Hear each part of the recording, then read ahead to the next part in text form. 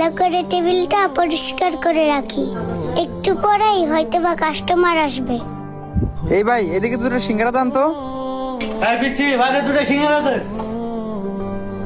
ঠিক আছে মহাজন সাহেব, আমি দিতাছি। এই প্লেটে করে 2টা সিঙ্গারা দিয়ে আসি, একটু তাড়াতাড়ি যাই, মহাজন আবার চিল্লাচিল্লি করবে। এই যে আপনার সিঙ্গারা। মারিয়া, তুমি এইখানে? আর তুমি কদিন ধরে স্কুলে যাও না কেন? মানে স্যার? মানে বুঝতেছো না? তুমি কদিন ধরে স্কুলে যাও না? স্কুল ফাঁকি দিয়ে এই জায়গায় কাজ করতেছো নাকি? কি ব্যাপার মারিয়া, চুপচাপ হয়ে আছো কেন? আসলে কাহিনীটা কি, আমাকে একটু খুলে বলো তো। স্যার, আমার বাবা বলছে আজকে থেকে তোর স্কুলে পড়তে হবে না। আমার একটা পরিচিত হোটেল আছে, সেই হোটেলে কালকে থেকেও কাজ করবি। তাই তো স্যার, আমি স্কুলে না গিয়ে এই হোটেলে কাজ করতেছি। চুপ করো মারিয়া, বুঝতে পারছি এটা তোমার স্কুল ফাঁকি দেওয়ার ধান্দা।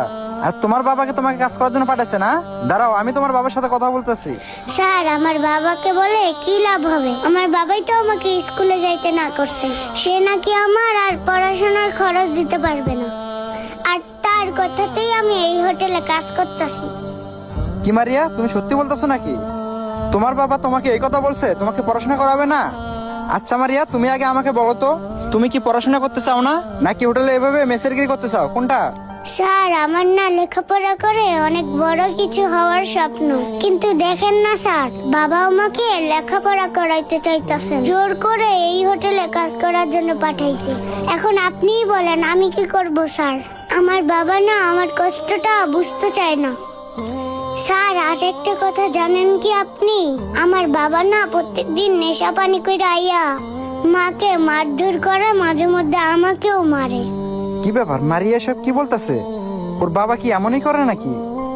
স্যার, আমার বাবাকে একটু বুঝান না, আমাকে যেন পড়াশোনা করায়।